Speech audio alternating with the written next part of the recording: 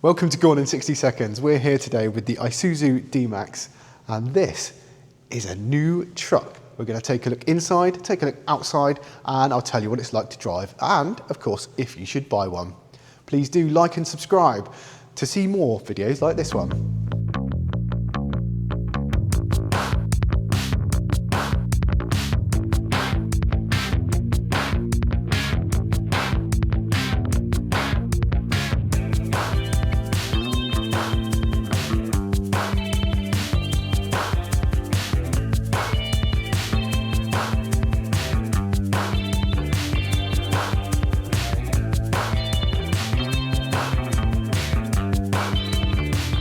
Okay, first of all, I have to note, I love this blue paint job. It's a really, really good option. So the new for 2025 styling includes this slightly higher stance and all this very dark grey cladding here. It's also got these new LED lights and it's designed to look a little bit more butch. It's really, really interesting because there are really two markets, two kinds of buyers for this vehicle. There's the kind of stereotype school mum, wants to sit higher than everybody else, wants to look great on the school run, picking up the shopping. But also, you've got the commercial market, the builders, the fishermen, etc. And it's a really difficult balance to strike. Is it a practical family bus, or is it a practical workhorse? Could it possibly be both? And I think that's what we need to look for. Certainly the styling, it works for either. These new black wheels are really interesting as well because they're much easier to repair than the old diamond cut alloys. You've got really big mirrors, which are really handy if you're also towing, and of course the matched in coloured side steps.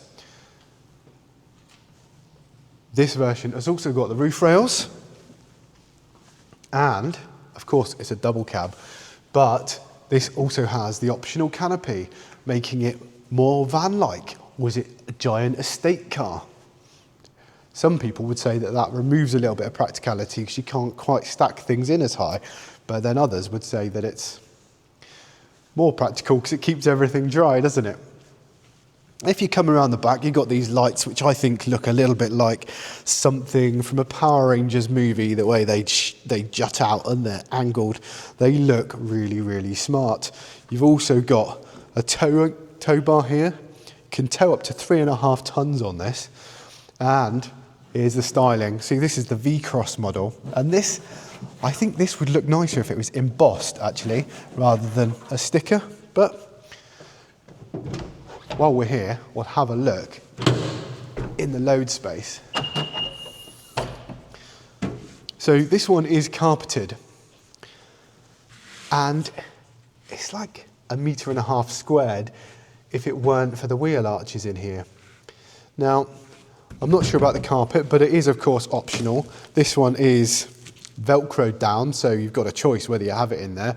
Obviously, if you're doing a job that requires muck or boots or whatever in there, then you're not going to want this carpet option. But if you're using it as a family vehicle, it does protect your stuff somewhat.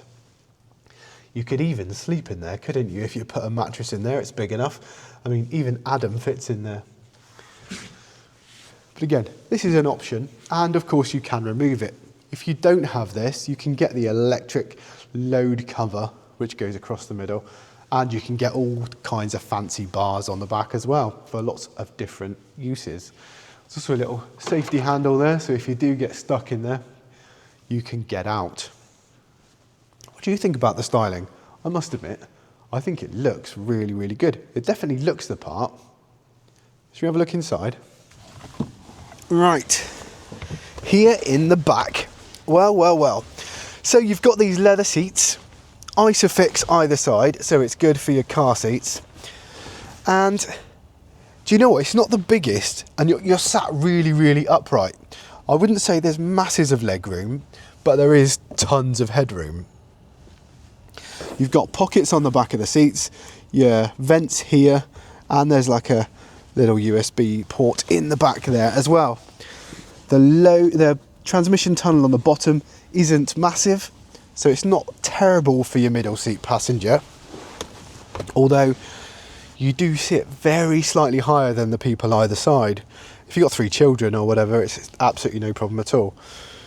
You've also got a little hook there for stuff, which is handy. And if you pull down the middle, you do have 2 cup holders and an armrest, which is also clad in this leather. Now, I do have to say, it's not as comfortable as I was expecting. The seats are quite hard, but it also seems quite hard wearing. So I suppose that is a trade-off. The door bins are fairly okay. You could probably fit a bottle of water in there, and then everything is kind of a hard plastic because it's built to be robust, isn't it? Or easy to clean. In the front is where the magic happens in this car, because there is so much space. There are cubby holes and places to store stuff absolutely everywhere. Starting with the door, if you have a look over that side, your door bins are actually quite large in the front, and there is a little bit of soft touch leathery material on the door handle too, so it's not quite as dark as the back. There's some slight texture to the plastic as well, so even though it's hard wearing, it looks quite smart and quite butch. If you come over to the dashboard, it's finished in this plastic, but it is leather look, so they've kind of made an attempt to make it look more premium, as well as being hard wearing and easy to clean. In the middle of the dash, you've got a little cubby hole there. You've also got a cubby here for your sunglasses. You've got one there, paperwork, and a lockable glove box here, which comes with a manual the size of a Bible. It's absolutely huge. Down here, you've got your wireless charging, and you've got a couple of cup holders, and then a fairly large space for you to keep your car sweets. On camera, it will just look like a black hole of doom, but it is fairly large.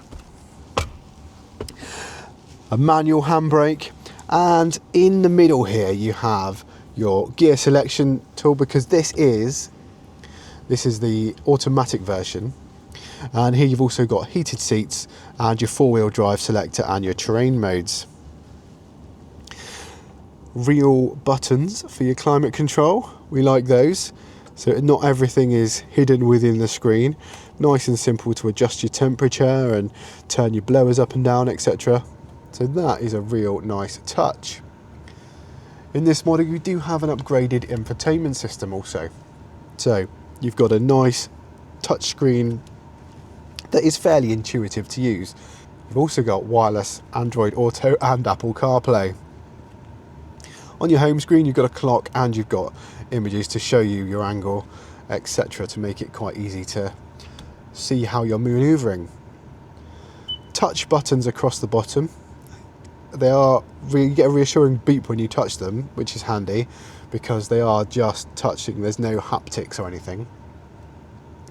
If you touch on the car button, you've got all your ADAS security systems, your speed limit warnings and your lane departure and everything. You've got all your electrical options here, angles for the car, tyre pressure monitor sensors, and your torque transfer. Easy back button to get you back to your home screen, and of course a home button, a phone button for your phone options, and a little connected button for your Apple CarPlay or Android Auto. And the screen is actually quite responsive, so it's quite a useful screen, and it's at quite a good position. So if you're driving along, you don't have to take your eyes too far away from where you are to be able to change your track or look at your map, etc. It's in quite a handy place. Your start-stop button is here, and your steering wheel is quite large, very reassuring. Unfortunately not heated, but it is quite a nice chunky steering wheel with real buttons on. Again, none of this haptic nonsense. They are really nice to use, easy to see buttons. and your stalks for your indicators and everything on here. And then you want to have a look at the display in front of me. So if I just start the engine, I'll be able to turn the steering wheel and bring the camera over. And this is what I can see in front of me when I'm driving. So you've got your revs and your speedo. You've also got your fuel and your temperature reading, as well as which gear you're in, your lights, information on the bottom, and the fact that doors are open. Also your speed limits pop up, and of course how many miles it estimates until you need to put some diesel in. And there's a closer look at those buttons on the steering wheel, which, as I say, are nice and reassuring, and it does make it a lot easier than having to root through a screen like you do on a lot of vehicles today. Only thing I don't particularly like about this vehicle, and I'm not sure if you can see it on the screen, however, it is your view out of the back, because especially in the dark, your screen is mirrored on the back window because of the way the light refracts. It hits the back window, so when you look out, all you can see is your screen looking back at you, and that's pretty frustrating. That's just a little annoyance. I mean, if you're used to driving a vehicle this size, you probably tend to use your side mirrors more anyway, but it can be a little bit distracting when you look up and you can see your backwards maps looking back at you.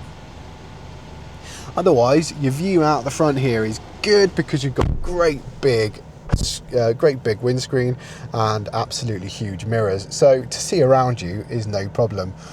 It makes driving a vehicle of this size actually quite easy. It's not a difficult car to drive at all. Getting in and out also isn't a problem because you've got just grab handles and chunky assistance absolutely everywhere. When you pop the car into reverse, you do have a really handy reversing camera on the back there also, and it is pretty good. It's decent resolution, so you can properly see around. You've also got lines to show you where your tailgate would open to as well, so you know how far you can reverse into something before not being able to open the boot. So that is all pretty useful. There's Adam, so you can just see how good that is. But it's obviously quite dark out here as well, but it is a really good, very accurate and very, very useful when you are reversing. It is a fascinating compromise, this vehicle.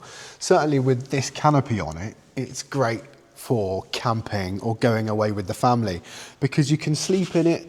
These windows open, it's got the roof rails so you can put your big roof box on. You've obviously got a huge towing capacity at 3.5 tons, so you can easily take your caravan or your speedboat if you've been really, really successful at Bullseye. You can fit a pallet in there if you need to, and you can put a ton in the load bed also.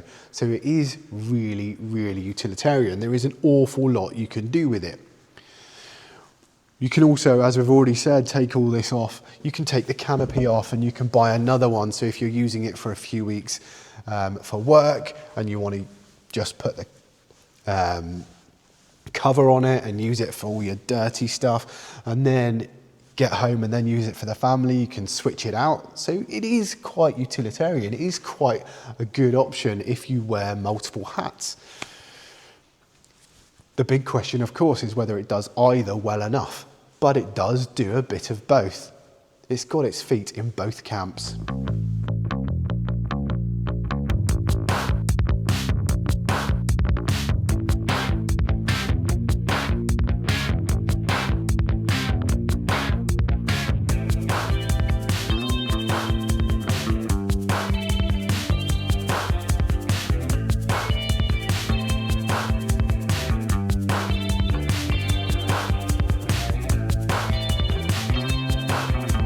Here we are driving the D-Max and it's got a lot of muscle, it feels big. I mean, you do definitely feel the size of the car when you're driving it. Unfortunately, the diesel engine does just feel a little bit underpowered. It feels like it's gasping for a bit more power as you try and climb up.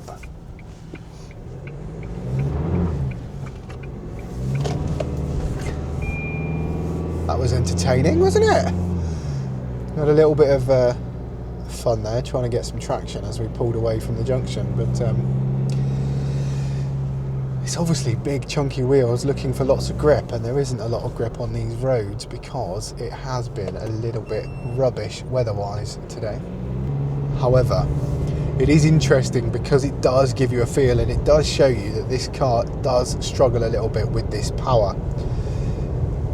Otherwise, it's quite a reassuring drive. It feels, like I say, you can feel the size of the vehicle you are driving. It does wobble around a little bit. It's not completely blancmange, but it does wobble around a bit. It's not like the KGM Musso truck that I drove a couple of weeks ago, and there'll be a video on that soon. Because that was an EV and it had all the batteries on the bottom, it brought the centre of gravity down, which made it a lot more stable to ride. This doesn't have that luxury, so it's much more conventional, but because of its size, obviously it does move around a bit. In terms of what it's like as a driver, you've got really good view all around you. Your mirrors are great, you've got a nice view behind you, your screens, your windows, all your glass around you. It's like being in a greenhouse, it's such big view, and because you're so high up, it's really nice because you can see absolutely everything.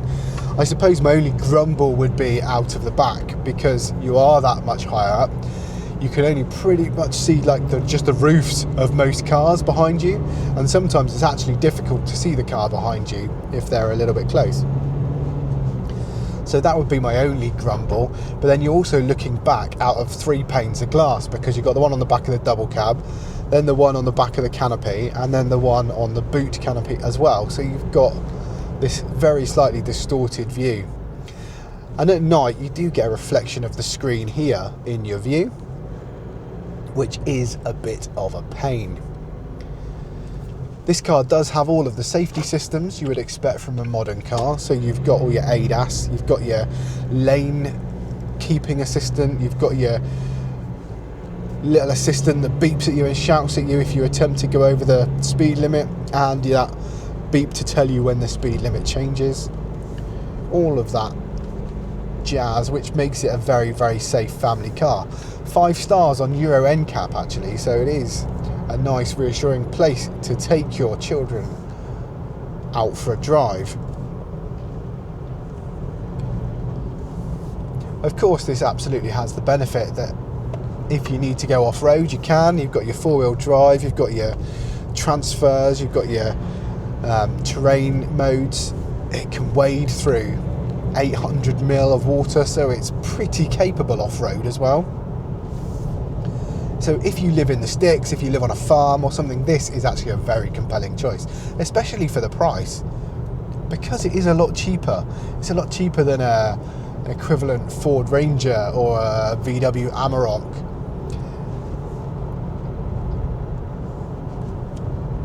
You're not going to get the same plushness as you get from most family cars in here, but what you do get is something that's nice and easy to clean, something that's fairly sensible. If you've got all your family in here and they're eating and stuff, you're not going to be bothered because you know it's all going to be fine. You get your home comforts like your heated front seats. They are just a nice little perk on a cold morning if you're going out to work.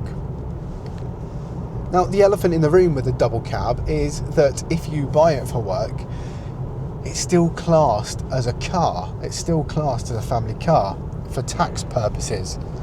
You can't claim the same benefits you could as a company vehicle anymore. For that, you are going to have to buy a van. And a van is probably slightly more practical if you're just carrying and carting stuff around. Obviously, you can get the single cab vehicle and you can remove the back seats and go through all those conversions and stuff, but that's not why you're going to buy one of these. You're going to buy one of these because you're doing a bit of both and you're going to use it for your family as well. So if you're going to do that, you are going to pay the penalty of the extra tax, and that's not something you can really get around with this. All in all, it is a reassuring family car, and I think you've got to look at it from that hat, because it does have a lot to be desired if you're just looking for a workhorse. But if you wear multiple hats, if you want to use it for work but also use it for the family, then it's actually really, really brilliant. Really, really good. I like it. I do like it a lot, I must admit. And I do still love the paint job. 5 things I love about the ISUZU D-Max. First of all, it's the reversing camera. It's really, really useful. Number 2, it's this touchscreen. Not only is it great with the reversing camera, but also Apple CarPlay, Android Auto, and its perfect positioning makes it absolutely brilliant. Number 3, I absolutely love these new wheels. I think they look really, really strong, and of course the fact that they're much easier to repair if you scuff them, and let's be honest, with this kind of truck, you're gonna scuff them. Number 4, it's these lights. I think they look really, really cool. It definitely sets it apart from its rivals. And number 5, it's got to be the amount of space you get with this and how usable it is. The fact you can switch things in and out, you can use it for different types of life, different types of work. I think it's a very usable truck. Okay, so this is also fitted with the optional flashlight. We blind Adam with it. There you go. I'm not sure you can see anymore, but there you go. That is the optional flashlight on the top, which is great for your all-terrain moments, I suppose.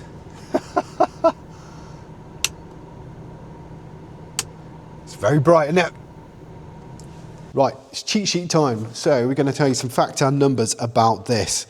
The new ISUZU D-Max V-Cross. Now, the manual starts at £38,000 and this automatic starts at £40,000.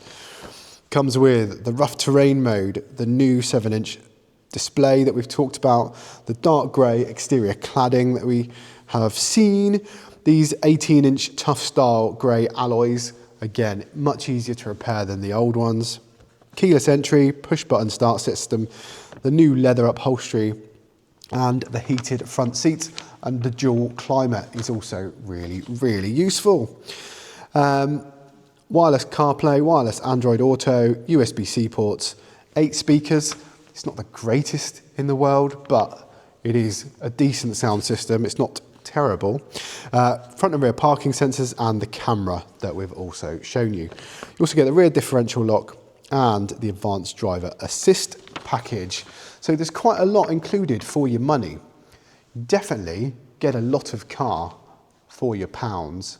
It's quite competitively priced compared to its rivals in the class. But is it quite as good? And that is the difficult question, because when you're driving it, it does feel a little bit sluggish. The 1.9 diesel engine isn't the best. It doesn't give you the most grunt for the size of the vehicle. It probably needs something a little bit bigger. I understand why it's smaller for emissions, etc. However, it's just not quite enough. Sometimes it's a bit sluggish when you're just trying to drive along a normal road. It's got a lot of use, but it does feel like a bit of a compromise. It feels like it's neither the posh, fancy home bus that you want for your family, cart your family around, or the perfect vehicle for industry. It feels like it's trying too hard to be a bit of both and not really succeeding either. It's kind of a good all-rounder, but again, it is extremely good value for money. I think it looks pretty good as well. So it's got an awful lot going for it. In conclusion, should you buy one? I don't know. I think it's probably a better option than some of its bigger priced rivals, purely because of the price tag, and you're still getting a hell of a lot for your money. Thank you for watching. Please do like and subscribe to see more videos like this one.